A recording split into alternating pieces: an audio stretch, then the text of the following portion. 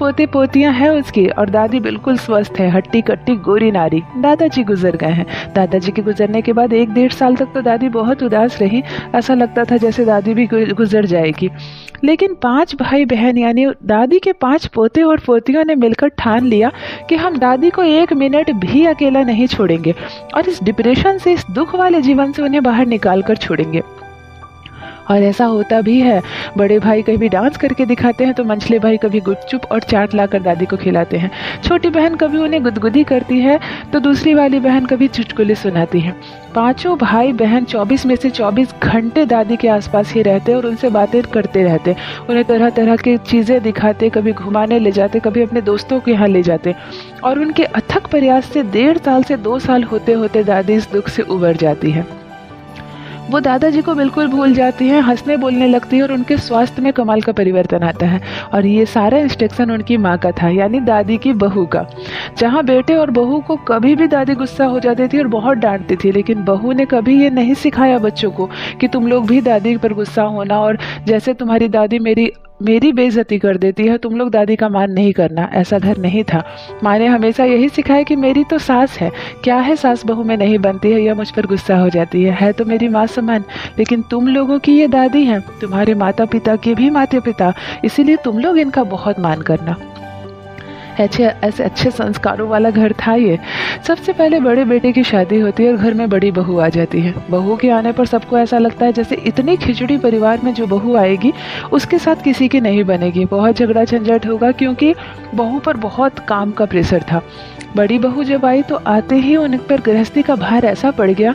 5-5 भाई बहन और 3 बड़े लोग, 8 और बहू को लेकर 9 परिवार का खाना, नाश्ता, दोपहर का खाना, रात का खाना, घर की सफाई, इतने लोगों का कपड़ा बर्तन कि सारा दिन बहू बेचारी पिसती चली जाती।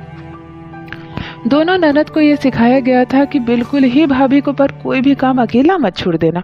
भाभी आटा गूंदे तो तुम दोनों मिलकर एक बेल लेना, एक सेक लेना, रोटी आराम से बन जाएगी। भाभी सब्जी काटे तो तुम छौंक देना, वो बर्तन मांज रही है तो तुम धो लेना। इतनी अच्छी सीख दी थी माँ कि दोनों ननद अपनी भाभी को अकेला छोड़ती ही नहीं थी।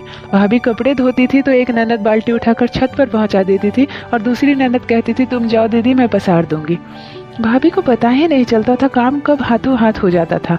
काम करना तो सब कुछ पड़ता था, लेकिन कोई जरा भी हाथ बटा दे तो फिर मुश्किलें बहुत आसान हो जाती है।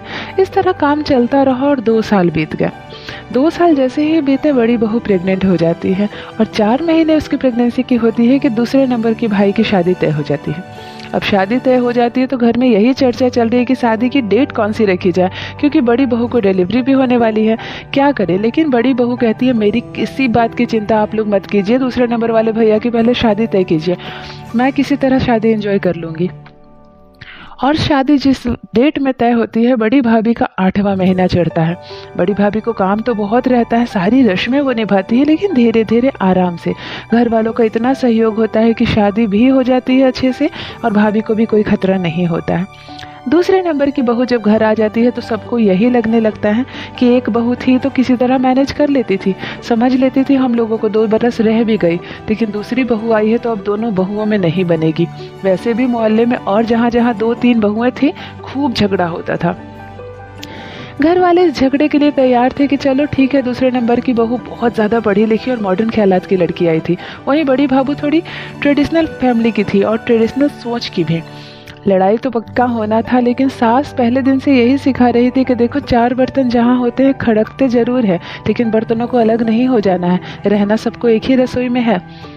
लेकिन ऐसा जादू होता है, सास ससुर इतना प्यार और मान देते हैं दूसरे नंबर वाली बहू को और ननद लोगों का इतना सपोर्ट मिलता है, खास करके पतियों का ये इंस्ट्रक्शन था कि देखो इस घर में सिर्फ मेरी पत्नी बनकर मत रहना, मेरी 2 बहनों की भाभी बनना, मेरी बड़ी भाभी की देवरानी बनना और मेरे माता पिता की बहू बनना। और दादी अगर गुस्सा में कुछ कह दे तो बुरा मत मानना। दूसरे नंबर की जो बहू आई थी सुजाता, वो बहुत ही समझदार थी, बहुत पढ़ी लिखी थी और मॉडर्न ख्यालात की लड़की थी, लेकिन संस्कारों से परिपूर्ण थी। बड़ी भाभी का 8वां महीना चढ़ गया था, इसीलिए दूसरी वाली बहू 1 मिनट भी ये नहीं सोची कि मैं नहीं बहू हूँ, थोड़ा सहम कर रहूँ, थोड़ा कम काम करूँ। वो इस कदर घर में कामकाज में लिप्त हो गई, गृहस्थी को इतने अच्छे तरह से अपने हाथ में ले ली कि बड़ी बहू का तो अच्छे से डिलीवरी हो गया 1 महीने के बाद, और वो एक बेटे की माँ बन गई। सारा क्रेडिट चला गया सेकंड वाली बहू को कि तुमने कमाल का साथ दिया अपनी जेठानी जी का। और इस वाकये से देवरानी और जेठानी में बहुत दोस्ती हो गई, इतनी दोस्ती हो गई कि दोनों ननद भी उसी में घुस गई।